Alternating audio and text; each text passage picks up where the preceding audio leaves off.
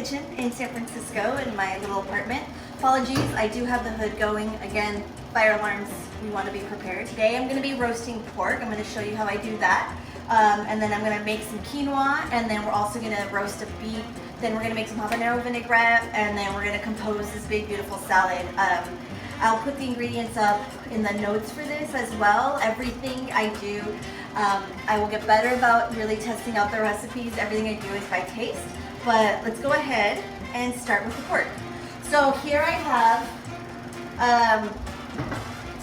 my oil. This is vegetable oil that I'm using right now. I blended it with a little olive oil. You can buy blend oil, grapeseed oil.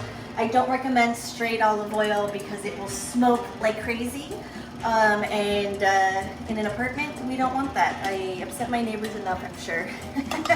Okay, so what we're gonna do is you're gonna start with the pork. I chunked it up into these bigger chunks. This is pork shoulder. Pork shoulder is also called pork butt. You can actually buy it at Trader Joe's.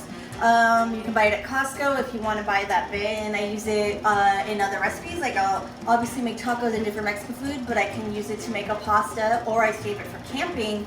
And then it's some really beautiful roasted pork that just like, because of the moisture and the fat content, will hold up. But you want to chunk it up, not too small, these bigger chunks like this, because you don't want it to overcook. And what we're gonna do is we're gonna start on a high heat, searing it so that it like seals in that juiciness inside. And then we're gonna put it in the oven to roast and finish cooking. I did season this with salt and pepper and some oil, and that was it. I'll add a little more salt. I like a little crispy, salty outside. We'll add more salt before it goes in the oven. But we just want to put it in fat side down if you can. This one particularly didn't have as much fat. When I get them from like Costco, they do have a good amount of fat. Even I honestly, when I bought them from Trader Joe's, a lot of the tricks today is kind of utilizing a lot of like, if you only have access to Trader Joe's, then that's fine, that's great. This recipe is easily done with anything there. Because sometimes we can't make it to the farmer's market, or sometimes the farmer's market is out of our budget, and we really want to support small farmers. So I'm actually balancing out with some things from Imperfect Foods and local Mexican grocers, as well as Trader Joe's. I am using a cast iron. You don't have to. I think it's what I have right now, and I think it gives it a nice overall crisp. For the beet, I have this massive thing right here. I'm gonna cut it probably in 2/4 because it's so big. I did snip off this end. I'm not peeling it.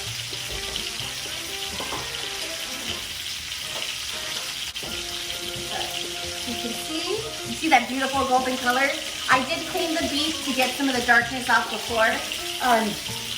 If you're gonna do golden, I don't recommend mixing with the red beets because it'll all bleed. So just do one at a time. So I'm gonna go ahead and add water to this.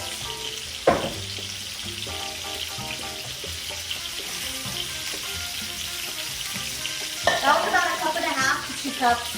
You just want there to be enough water so it doesn't dry out while it's cooking. Because what it's gonna do, once I add the oil, it's gonna roast and steam at the same time, and that makes it easier for the skin to peel off.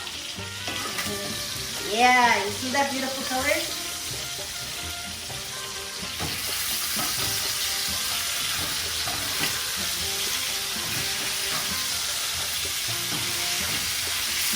Good, I'm gonna add some olive oil. Season really well. Some parchment, some foil. We're gonna throw this in for about 30 minutes. Okay. Normally I would have homemade broth that I would use, but again, it's been a really crazy week, so I use Trader Joe's broth that they keep in the fridge.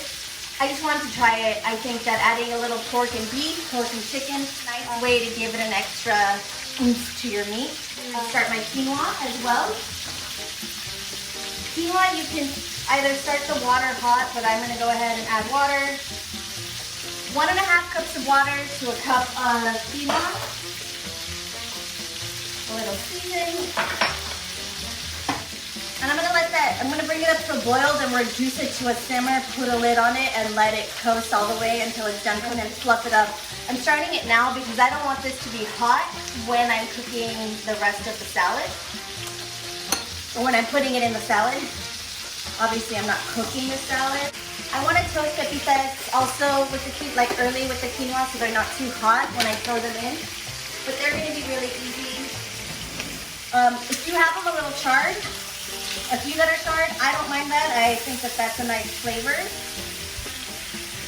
But that's me.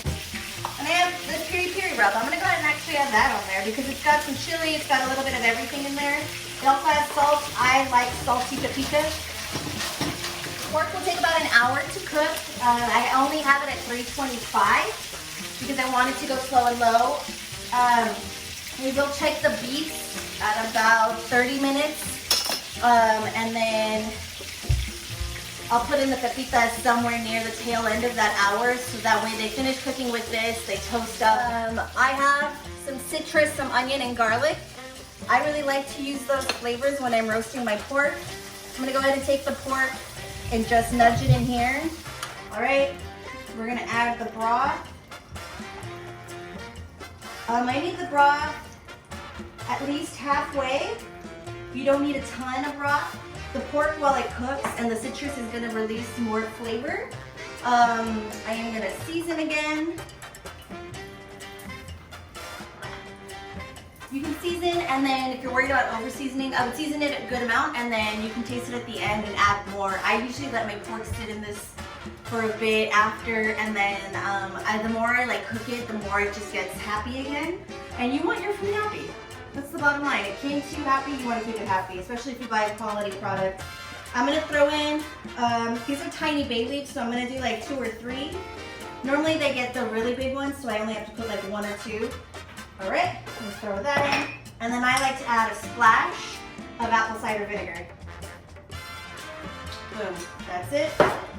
If you don't have enough broth, you can do broth and water. That's totally fine. So that's all in. Everything is nice and cozy and happy. They're all having a good time. I'm gonna add this fat back in because those happy juices that it was roasted in. So you want it back in there. And then that'll blend with the fat from the pork again and the fat and the broth from the beef stock. And then it'll be perfect. Quinoa is starting to boil. I'm going to reduce it to a simmer. Perfect. So because this plate is going to be hot and it's going to have our liquid in it, I'm going to put it on a sheet tray. And even when you bake cakes, it'll make your life easier if you have more control over it. So I just highly recommend that. We'll put this into the center of the oven, 325. I'm actually going to set this timer for 40 minutes just because then I can peek at it. Okay, we'll say 42. All right, so I'm going to put a lid on this in a bit, and my beets and my pork in the oven, and then I will be back in a bit to show you the rest. All right, I'll see you in a bit. Well, we're going to check on our beets and our pork. Just to let you know, I already did the pepitas. They came out, if you can see, this beautiful, so they don't fall out, brown color. It's nice and golden. I did it at 10 minutes. I did crank up the heat to 350 because my oven is a little wonky, so I cranked it up and everything finished cooking nicely. Never put something hot on anything plastic or your straight wood. It will make you very, very sad. Here are the beets. You can see that beautiful color, that beautiful broth. Right. Now you want to take your knife and gently poke through. Look at how easily that goes through. I don't want it to go super soft and mushy. This has a nice little bit of pushback. A little more than al dente, I would say. And that way, because it's going in a salad, I want to have a bite to it. So what I'm going to do now is pull these out to let them cool down. They're gonna cool down enough so that I can actually rub off the skin. I am gonna leave them covered to steam them a little bit, but I'm gonna set them to the side. And now let's take a peek at the pork. But I can tell you, the smell of that is amazing. All right, it's hot. I'm not gonna touch it with my hands. So it's still, I feel like it could go a little longer. We're gonna let it sit in there and be happy. It's looking good. It's cooking the way I want. I'm gonna crank this up to 500. Turn this on because 500 makes my fire alarm activated. All you want to do, water, salt, and you can blanch anything in there. So we're gonna crank that up now that we're gonna get to it. Once it's boiling, I'm gonna blanch green beans, and then we're gonna throw in some carrots for our salad dressing. You're gonna drop them in the boiling salted water for 30 seconds to a minute, and you're gonna pull them out. You want to seal in that bright green. And I have some ice water right here. I'm running some cool water on there as well because I don't have perfect ice, I have fridge ice. Here we go. It's just enough to shock them cool without overcooking them. You don't want them to turn brown, you want them to keep that snap and that cool. So that's done. I'm gonna go ahead and add these carrots in there. When you're making something with habanero, it's recommended to add something like a carrot. You can add mango, you can add different things to help even out the heat. I'm gonna go ahead and add the carrot, and I'm just gonna let them cook a little bit so they soften. To be honest, they're already a little bit soft, so that's why I was like, screw it, let's add it in there and see how this changes our vinaigrette. So I'm gonna just let them boil a little bit to cook through and be not too like choppy or rough in that cocktail. Here we go, we're gonna spin our salad.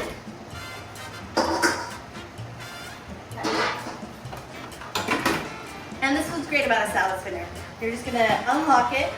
So this little thing will lock it, this will unlock it, and push. Let it do its thing, have a little sip. That's pretty good. Something else that would be really good in there, if you steep your water with hibiscus leaves and then you add the sugar into that, so you have a hibiscus syrup in there. This cute little button stops it. Let's pull it out. Look at all of that water. Done. I'm dumping now for sake of the video, but you can also save that water and re-water your plants with it. I'm just in a rush right now, and I will get better about it for you guys, but you can definitely save it. Again, that pulled a little more water out. Perfect. I'm gonna put it in here, waiting with the kale on the side. I'm gonna set this over here. Our greens are there, they're resting, they're happy, they're ready to go. So now we're gonna make our salad dressing so that it has time to sit and kind of get happy sitting together. I'm gonna pull out this quart container. You get these with your pho, with your noodle soups, with a lot of takeout food right now. These things don't need to get thrown out. They store food really well. We use these in restaurants to store food. Plus they're very convenient for drinking water out of, as well as making vinaigrettes. So a base for vinaigrette, I'll always do 1 part acid to 2 to 3 parts oil. So depending on the vinegar that I'm using or the acid, that's how I'll judge it. Because sometimes, like for sherry, I like to taste the sherry, so I'm not going to add more oil. For citrus, I'm going to taste it. I don't think that I want more fat in there from the oil, but the heat from the habanero might need some more fat to mild it out. We'll see. I'm adding carrots this time. We don't know, so we're going to figure it out. But to do a citrus habanero vinaigrette, I'm going to do orange juice and lime juice. What you want is about a cup of lime juice to a couple tablespoons, or a cup of orange juice to a couple tablespoons of lime. You don't want it to taste like lime. You want the lime to give you that acid, that nice bitterness. I am going to add a teeny bit of apple cider vinegar. I love to add apple cider vinegar to things because I think it really helps to open it up, like some water and some single malt scotch. It just helps to like brighten it, and it does help to preserve it a little bit. Not a ton, but it'll do. So we're gonna go ahead, this is a cup. And when you're making a citrus vinaigrette, it's fresh citrus juice, so you don't wanna make too much because it'll maybe last you a week. It can maybe go 2 weeks. I think at 2 weeks, you definitely want to use it as a marinade for some chicken, some shrimp, some meat, whatever you want. So I'm going to do about an ounce right there.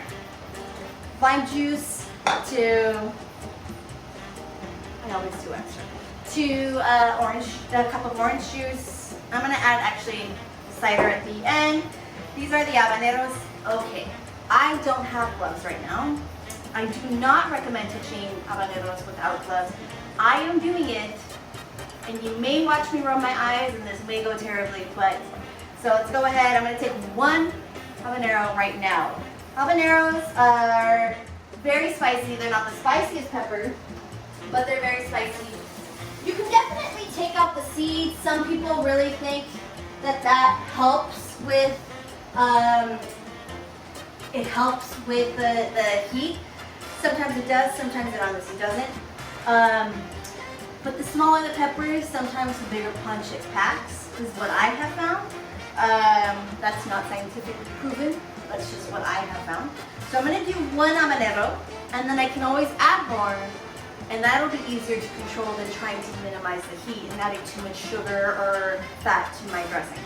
So I'm going to do one, like about a teaspoon of this honey. I don't have agave, so I think this is a good balance because it is using something from Mexico, so it's of that area to do this. The reason I'm doing this type of vinaigrette with pork is because it feels very Yucatan style. They use a lot of, like when you're having cochinita, when you're having all these different foods, like they love to use habaneros there with onion. It really is true to that. It's also very Belizean. They love to use habaneros in Belize, and wow. It's night and day how they use habaneros. It's like, it's in actual full dishes, and it's so good. And my goal is to get back to Belize. Okay, so I have that going. I'm gonna add a little green onion, but I'm gonna only add the white part. Throw that in. Normally I would save that for speed, I'm not. I'm gonna add some garlic, fresh garlic, cut off the end. Because you're not cooking it, you want to have it a little mild. I have a little tiny one, there we go. Onion, garlic, habanero. Okay. We're gonna add the carrots in a bit. I'm gonna add some good amount of salt.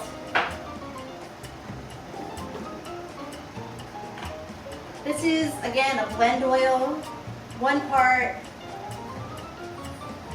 I want to taste the citrus, I want to taste the heat, I want to balance. I'm probably going to end up adding some more sweetness to it. This is good.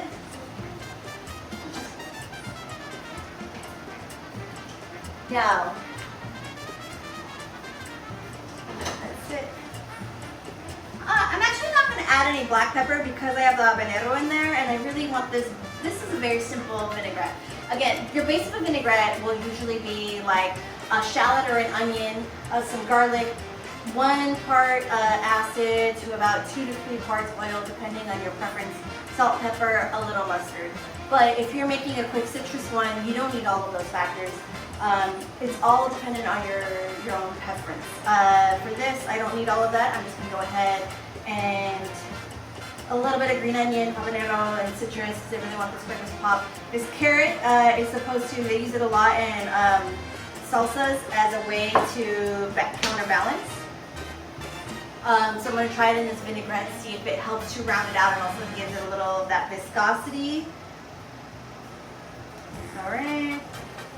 Splash of apple cider vinegar. I am also trying to keep the colors about the same. That's why I'm not adding the green part. I want this to stay a nice orange, bright. So now we're going to go ahead and blend this vinaigrette up. Again, it's habanero, green onion, some honey, and oil.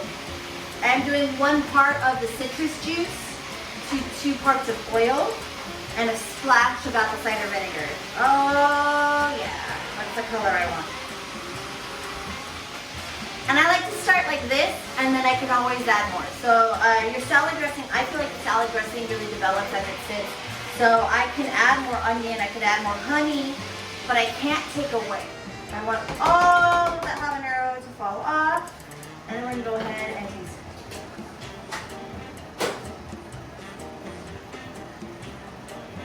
I want more heat. Ooh, that's good. I am gonna throw a whole one in there. You can, if you're not excited about heat, go ahead and start with like cutting 1/4 of it or half of it at a time.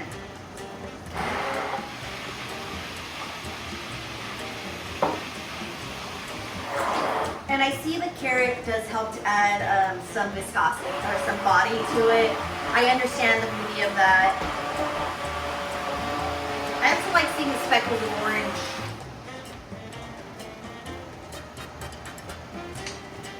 Ooh. Ooh. Okay, so I can either leave it like this and it's got this beautiful delicate touch of habanero and I don't need to give it more heat. But we like heat in this family, so I'm going to add a little more, which will actually be a good segue into showing you how I keep habaneros. Because you can buy them and they're really cheap, but you can freeze them, just like I freeze Thai chilies as well. It's something I learned from my mom.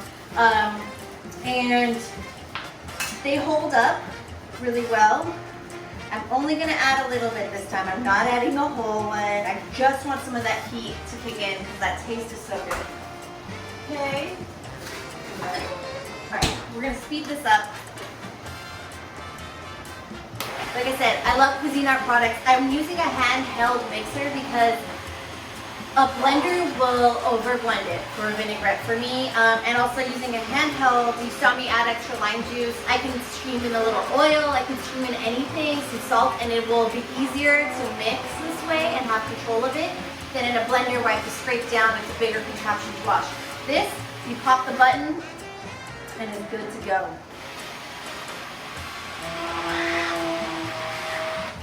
Cool. I recommend a handheld for blending soups and for blending vinaigrettes. All right, there we go. You see, all you gotta wash is the bottom half. All right. So the vinaigrette's done. I just pulled the beets over. They're steamed, so I'm gonna let them cool a little bit so I can handle them. I'm gonna check on the pork. It's been sitting here at 500 for about 10 minutes or more.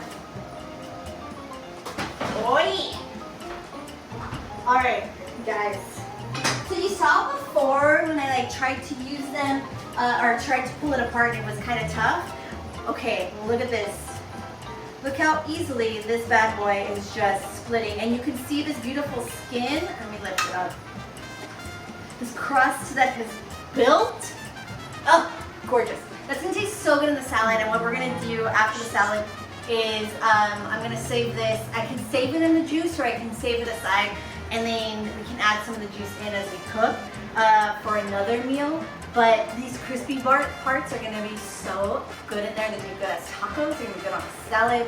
You take your beet in your hand. If you're using your red beet, definitely wear a glove, it does stain. But you're just gonna be able to, look at that. Rub that skin right off. I'm gonna peel them all. The trick though is, A, to use a towel because it does help you grip. Okay. And then to also peel them all at once. Just like when you cook hard-boiled eggs, you want to peel them all. You don't want to put them in the fridge with their shell because the shell will adhere to it. It cools down and then the steam sticks to the skin and then it's done. So same thing with beets. Do that. If you want to preserve them, you can preserve them in that liquid that I tossed out. Or what I like to do actually is to coat them in apple cider vinegar. Apple cider vinegar, it's one of my favorite things to use. So when it comes to salads, there's no one way to do it. I actually am not someone who likes fruit in her salad, but I feel like with this vinaigrette, some pineapple is gonna be good. So we're gonna go ahead and do that. Break the top off. Cut off the ends. Oh, this one is ripe. Ooh, I'm so relieved. You don't want to pick it too green. If you're gonna eat it later, then obviously get it a little bit green because pineapple will keep ripening. But otherwise, you don't need that. Take off the shell first, the skin, and then you can go back and clean it up a little bit more. You want just little wedges, little bites that you can have in your salad. You can also roast this. I was gonna try and do that for you guys, but I think I'll do that for another recipe. I'm gonna go ahead and mandolin. This is a watermelon radish. It comes, this is a tiny one. Normally they can be like that big, but look at how beautiful. It looks like a watermelon. Green outside, pink inside. Use a mandolin. Check how big. Yeah, that's good. I'm mandolining it, I'm cutting it into the water, cool water, because that'll keep it nice and crisp. Okay, go. And what I do when I'm making salads, actually, if it's not for catering, I will actually go ahead, by the way, when you're using a mandolin, you see this butt? Don't go too far past this because you will slice yourself. Anytime you have a salad, you still want to season the salad itself because while you season your vinaigrette, it does, when the more ingredients you add, it starts to lose that sodium, that flavor. I'm going to toss this a little bit by itself first. Well, it's tough, so I want to get it to break down just a little bit, but I still want that bite. Okay, and the bulk of this salad I actually want to be arugula.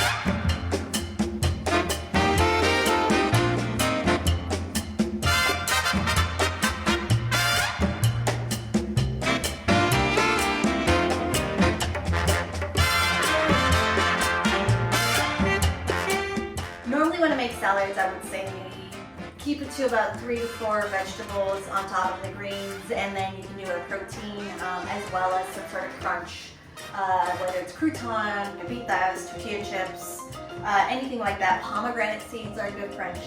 But I did a lot of vegetables. This is a very, very colorful salad. So I decided to go ahead and plate these because, again, it was very vegetable heavy, and I want you to see how beautiful this is.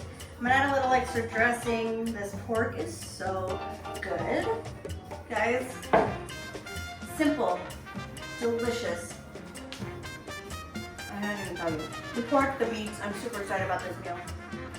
The thing is that I'm just trying to make content that's gonna brighten your day, that's gonna inspire you to make something. This is not a traditional recipe. This is just me using some flavors that I grew up eating, that I remember from eating when we were in Yucatan this weekend. And you can make a vinaigrette out of anything. You can make a salad out of anything. It's just up to you and what you want to eat. As long as it's colorful, it's always happy. I'm so excited. So we're gonna go ahead and eat. I'm gonna let you guys go, but cheers and have a great rest of your weekend. Thanks.